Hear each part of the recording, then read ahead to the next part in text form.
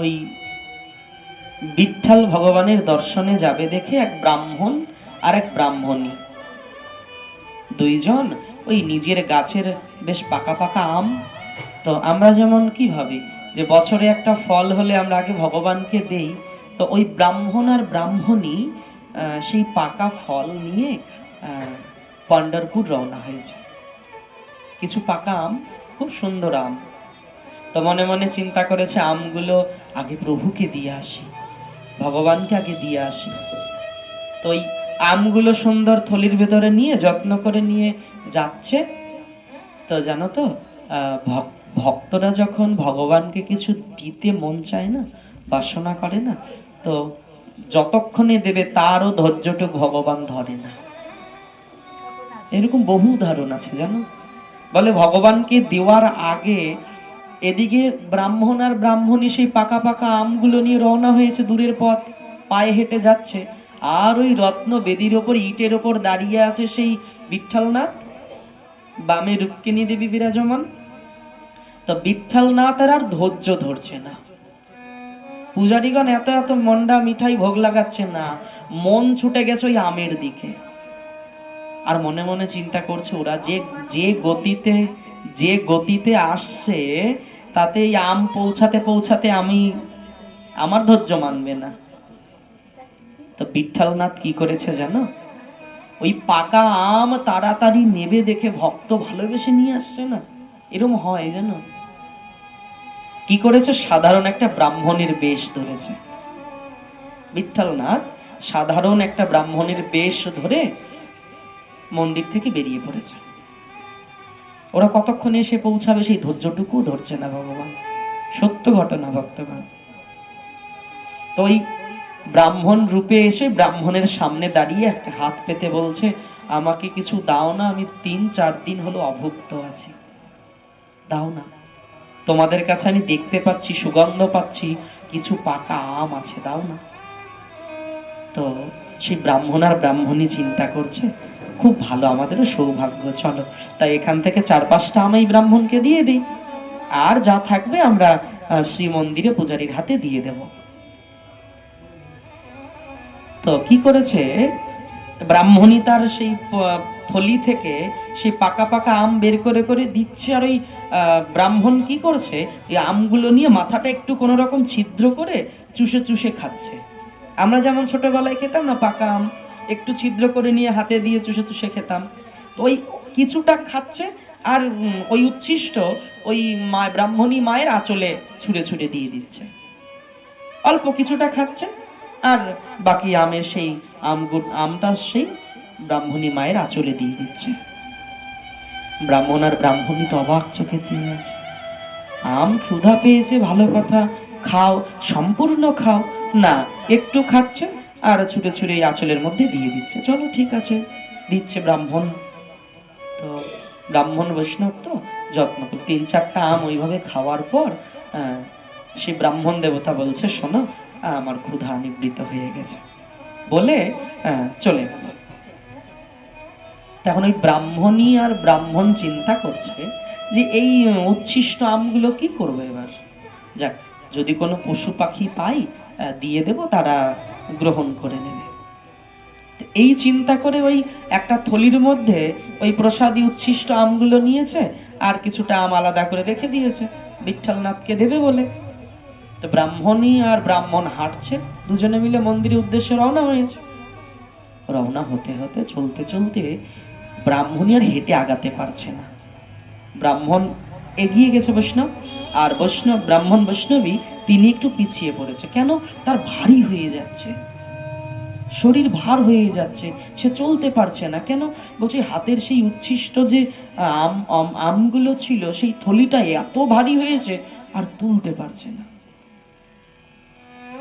থলিটা এরকম খুলে দেখে, সদ্যজাত এক শিশু, এক পুত্র সন্তান। প্রেম সে বলো।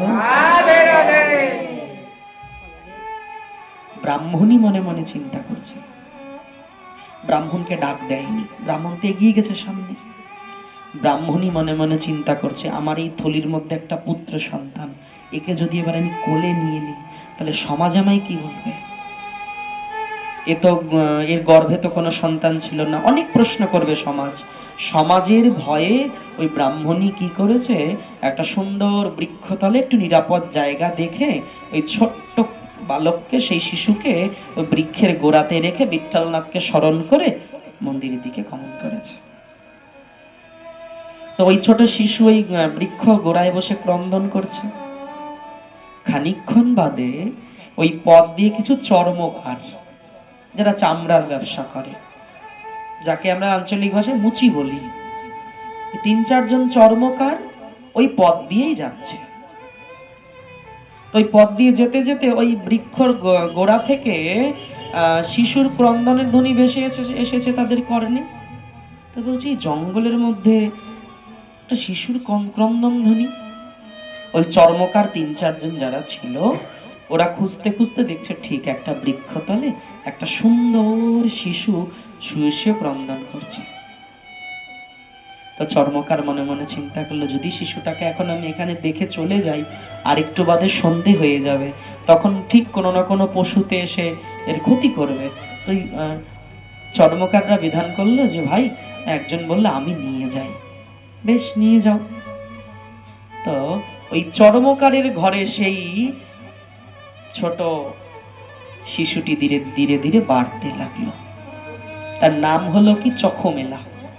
ওই যে চুষে চুষে খেয়ে যে আমগুলো ফেলে ফেলে দিয়েছে, মানে চুষে খাওয়ার পর মিলল, তাই চখমেলা। প্রেম সে বলো রাধে রাধে। দেখুন, ভগবানের অধরামৃত থেকে তার জন্ম, তাহলে সে বাল্যকাল থেকে তার স্বভাব চরিত্র কেমন হবে তো বোঝাই যায়।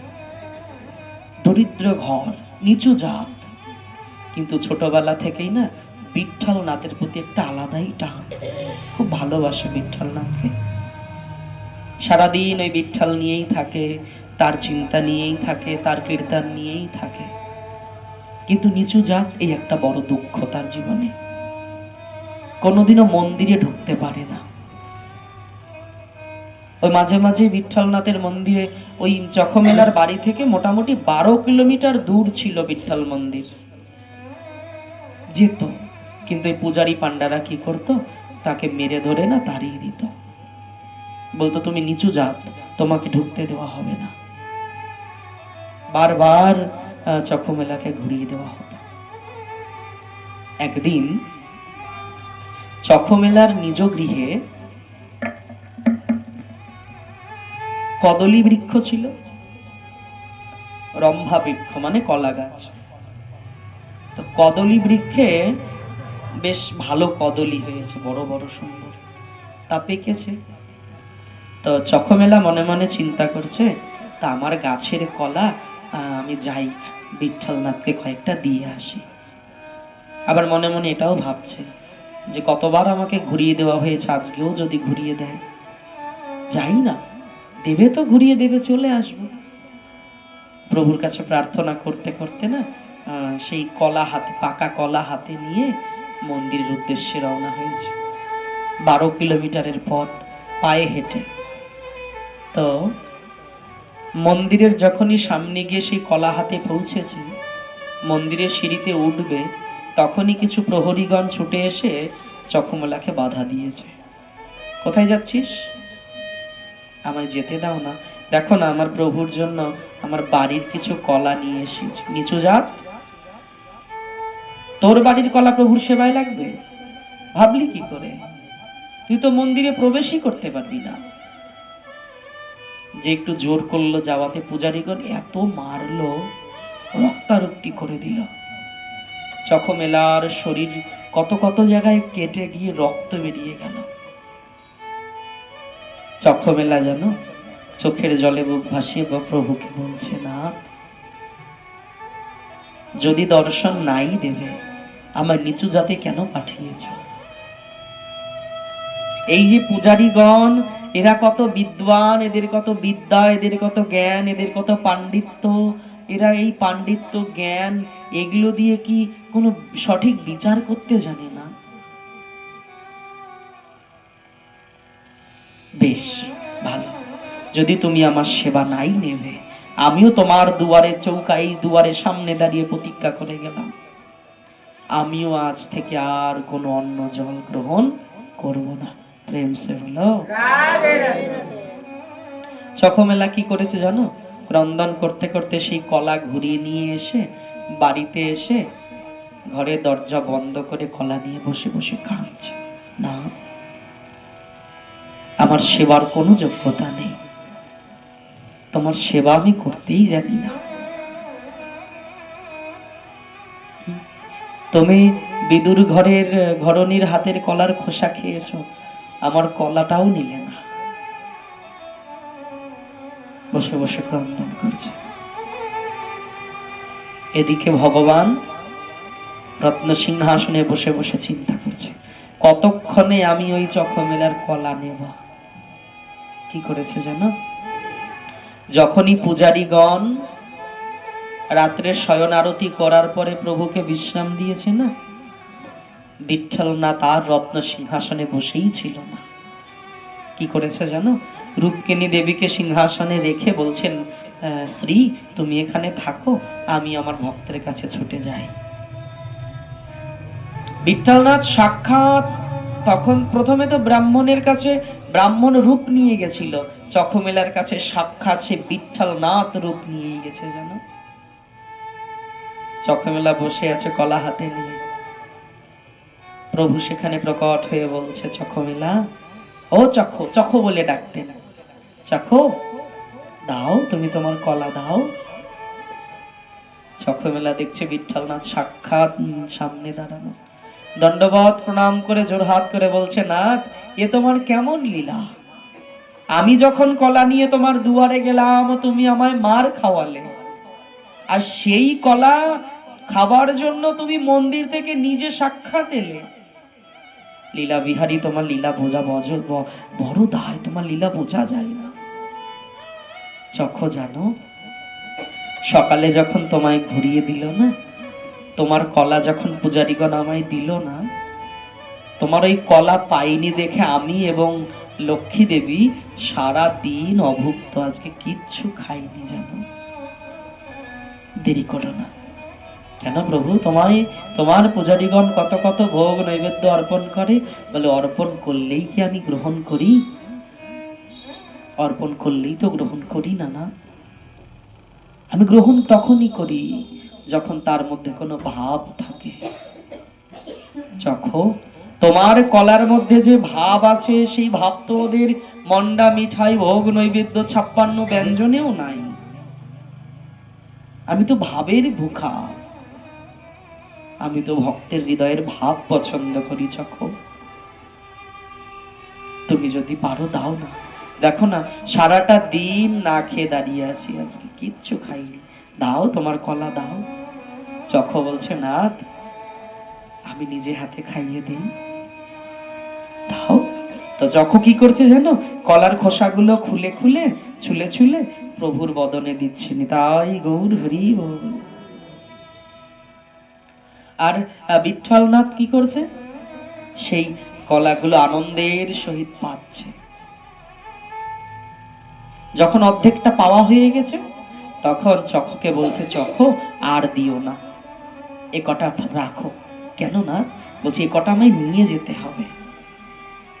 বলে আমি তো এখানে বসে কলা প্রসাদ পেয়ে নিলাম, ভোগ পেয়ে নিলাম, কিন্তু লক্ষ্মী দেবী যে ওখানে অভুক্ত দাঁড়িয়ে আছে আমার জন্য, তাকেও আমার দিতে হবে, তোমার এই ভাব নিয়ে তাকেও দিতে হবে, দাও দাও, এই কটা কলা আমার থলিতে দাও, আমার এই যে পীতাম্বরী, এই পীতাম্বরীর একটা আঁচলাতে বেঁধে দাও। চখমেলা কি করেছে জানো? ওই ভগবানের যে পীতাম্বরী গায়ের উত্তরীয়, সেই উত্তরের এক কোনায় ওই রম্ভা কটা সুন্দর করে বেঁধে দিয়েছে। তো বিঠ্ঠলনাথ কি করেছে জানো? সেই কলা নিয়ে সেই রাতের মধ্যেই আবার শ্রীমন্দিরে গিয়ে প্রবেশ করেছে।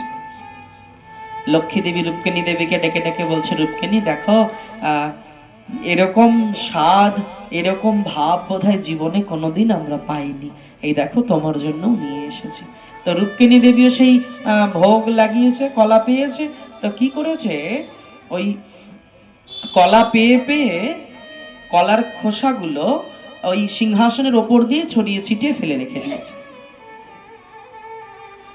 মানে ওখানে বসে কলা ছুলে ছুলে পেয়েছে, আর খোসাগুলো ওইখানেই রত্ন সিংহাসনের পাশ দিয়ে পড়ে আছে। ভোরবেলা যখন পূজারী মঙ্গলা করবে, মঙ্গল আরতি করবে দেখে মন্দিরের কপাট খুলেছে, পূজারী ঢুকে দেখছে রত্ন বেদির কাছে কলার খোসা পড়ে আছে। চিন্তা করতে লাগলেন, যখন আমি মন্দিরে বিশ্রাম দিলাম, শয়ন দিলাম, কই তখন তো এগুলো ছিল না। আর একজন সেবক ছুটে এসে বলছে, গুরুজি, আমার মনে হয় ওই সকালবেলা চক্ষমেলা এসেছিল কিছু কলা নিয়ে, তখন তো আমরা ওকে মেরে ধরে তাড়িয়ে দিয়েছিলাম, ও কলা নিয়ে আসতে পারিনি। আমার মনে হয় রাতে চুরি করে ও মন্দিরে ঢুকেছে, ও মন্দিরে ঢুকে এই কলা এগুলো করেছে, ও মন্দিরকে অপবিত্র করে দিয়েছে। পূজারী বলছে, বেশ, চলো সবাই। সবাই মিলে চক্ষমেলার বাড়িতে গেছে। আজকে ভোরবেলা চক্ষমেলা বিছানাতেই ছিল। চক্ষমেলাকে জোর করে টেনে তুলে এত প্রহার করেছে, এত প্রহার করেছে, আবার সর্বশরীর দিয়ে রক্ত ঝরতে লেগেছে। কি দোষ আমার? বলছে, তোমাকে সকালে প্রবেশ করতে দেইনি দেখে তুমি সেই কলা নিয়ে তুমি রাতের বেলা গোপনে প্রবেশ করেছো মন্দিরে, তুমি মন্দিরের মর্যাদা লঙ্ঘন করেছো, মন্দির উচ্ছিষ্ট করে দিয়েছো, অপবিত্র করে দিয়েছো। চক্ষমেলার কথা কি ওর কেউ বিশ্বাস করবে? কেউ বিশ্বাস করবে। ভগবানের সঙ্গে ভক্ত কি লীলা করে তা বাইরের লোক কি বুঝবে? বুঝবে না। গোবিন্দ দাসের সঙ্গে গিরিধারী নাথ সবসময় খেলা করতেন, কথা বলতেন। গোবিন্দ দাসকে ঘোড়া বানিয়ে তার ঘাড়ের উপর দুই দিকে পা দিয়ে গিরিধারী বসতেন। গিরিধারী গোবিন্দ দাসকে ঘোড়া বানাতেন। একদিন ওরকম গোবিন্দ দাসের ঘাড়ের উপরে গিরিধারী বসে আছে দুদিকে পা দিয়ে, তো গোবিন্দ দাস ডেকে ডেকে বলছে, না তুমি একটু নামো, আমার শৌচ করতে হবে, শৌচ বেগ এসেছে। তো বলছে, গোবিন্দ তুমি এইভাবেই করো, আমি নামবো না। গিরিধারীকে বলছে, প্রভু আমি এইভাবে কি করে করব? তুমি তো আমার ঘাড়ে উঠে আছো, এইভাবে আমি শৌচ করতে পারি? বাহ্যক্রিয়া কেমন করে করব? বলছে, না তোমাকে এইভাবেই করতে হবে। তো গোবিন্দ দাস বাধ্য হয়ে কি করবে? ওই দাঁড়িয়ে দাঁড়িয়ে প্রভুকে কাঁধে নিয়ে দাঁড়িয়ে দাঁড়িয়েই শৌচ করতে লেগেছে, তাও আবার গিরিরাজের তটে। আর ওই অবস্থায় গিরি গোবর্ধন পরিক্রমা করছে কিছু সন্ত ভগবান, তারা গোবিন্দ দাসকে ওই অবস্থায় দেখেছে। তারা তো আর ঘাড়ের গিরিধারীকে দেখতে পায়নি, দেখছে গোবিন্দ দাস গিরিধারীর তটে, গিরিরাজের তটে দাঁড়িয়ে দাঁড়িয়ে দাঁড়িয়ে প্রস্রাব করছে। সবাই গিয়ে মন্দিরে গিয়ে নালিশ করেছে। এতেই ভাব তো সবাই বুঝবে না। তো চক্ষমেলা দেখো এমন প্রহার করেছে, চক্ষমেলা বলছে, আমি যাইনি মন্দিরে, প্রভু এসেছিল। সে কথা কি কেউ বিশ্বাস করে? করে না, কেউ বিশ্বাস করল না। চক্ষমেলা এখানে কেঁদে কেঁদে বলছে, নাথ কলা নিয়ে গেলাম, খেলে না, মার খাওয়ালে, কলা ঘুরিয়ে নিয়ে চলে এলাম, সেই কলা তুমি মন্দির থেকে এসে খেলে, আবার কলা সঙ্গে করে নিয়ে গেলে, আবার আমাকে মার খাওয়ালে। তোমার পরীক্ষা বোঝা দায়, তোমার লীলা বোঝা বড় মুশকিল। না, ভগবান যখন কাউকে ভালোবাসে না ভক্তগণ, প্রহার করা হয়, বিভিন্ন পরীক্ষা নেয়। কিন্তু যারা প্রকৃত ভক্ত তারা বুঝতে পারে ভগবান আমার ভালো চাইছে, ভগবান আমায় পরীক্ষা করছে। কিন্তু আমি ভক্ত নই বলে, ভগবানের ভক্ত হইনি বলে আমি এখনো ভগবানের পরীক্ষা বুঝতেই পারি না। কিন্তু এইবারের প্রহার আর বিঠ্ঠলনাথ সহ্য করতে পারিনি।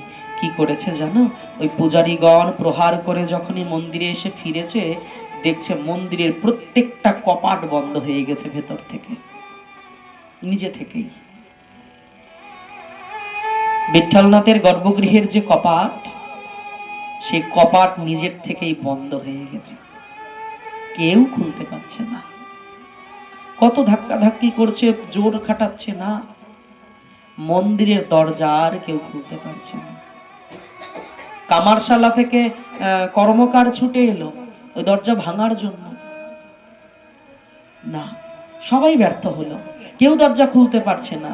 তখন পূজারীগণ মনে মনে চিন্তা করলো, এরকম তো কোনোদিনও হয় না, দরজা এমন ভাবে বন্ধ হয়েছে, নিশ্চয়ই আমাদের কোনো অপরাধ হয়েছে। তখন সবাই মিলে জোর হাত করে প্রার্থনা করছে, নাথ, যদি কোনো ভুল হয় তাহলে আমাদেরকে বলো, ক্ষমা করো।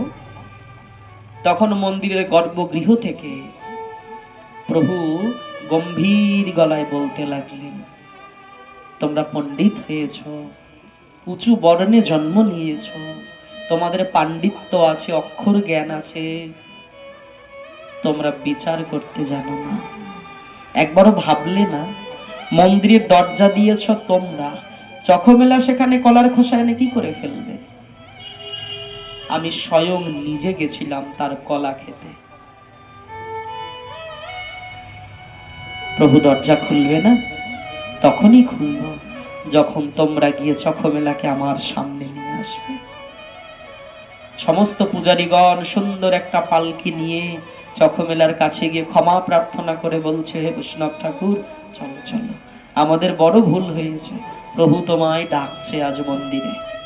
সবাই একটা সুন্দর সিংহাসনে চখমেলাকে বসিয়ে একদম মন্দিরের গর্ভগৃহে নিয়ে প্রভুর সামনে বিরাজমান যখনই করিয়েছে, অমনি মন্দিরের কপাট আপনি খুলে গেছে।